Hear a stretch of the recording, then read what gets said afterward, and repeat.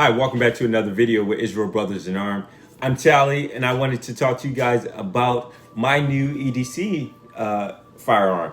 I went out and I purchased the Glock 19 Gen 5 series. I am in the state of Maryland. I am a licensed handgun permit holder, and I also had to have my Maryland HQL to purchase the firearm. So I'm going to talk to you guys a little bit first about what I had to do to get to this point where I am now. So first, I had to go to a firearms instructor and take a course to get my handgun permit, also to get my HQL. But what I did is I went to a firearm instructor and I took the Maryland handgun permit course as well as the Utah CCW.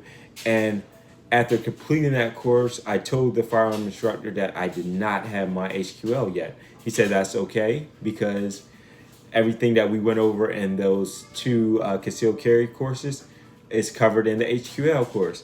So I just wanted to make sure, and I called around, and for sure that was correct. What he told me I could do is when I went into my interview with the Maryland State Police officer that was going to do my interview for my handgun permit, I could tell them that I didn't have my HQL yet. And I did that, right? And what the officer told me was once I got my handgun permit, go into the website and apply for my HQL. And that way I didn't have to pay that extra 50 bucks.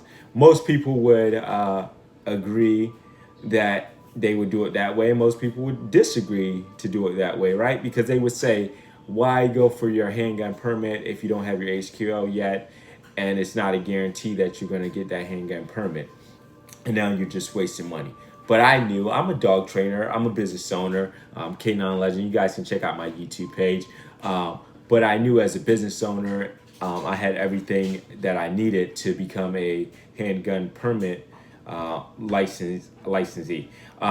So after applying for my handgun permit, I received that in the mail maybe 30 days or so later after going into for my interview. It was about a 3-month process to get my handgun permit license. And then after doing that, receiving that, I applied for my HQL like the officer and my firearms instructor told me, and I received that about 10 days after applying for it. So what I did in the meantime was I knew for a fact that I was going to get my HQL because I already had my handgun permit license. I went out and I purchased the Glock 19. I put the money down on it, of course, and then as soon as I got my HQL license and with the expiration date and everything, I took that into the place that I was purchasing this from, and it was a 7-day waiting period, and I picked this up on April 10th, 2020. So now I have my new Glock 19 Gen 5 series. I'm gonna open up my lock box here for the vehicle to show you guys what I've done to it thus far. So I have the Glock 19 Gen 5. I have the factory beaver tail back strap on here. This is a medium. I tried the large. I didn't like it. It was too big for my hands. I'm also going to be getting a laser for this. And with the large, I didn't think I was going to be able to reach that button for the laser. I also have the ZevTech magwell on here. The way that I was able to get this to fit on here and fit nicely was I had to take a Dremel and I had to Dremel the inside of the back strap here a little bit, and then I had to Dremel underside of the back strap to make that flush with the firearm.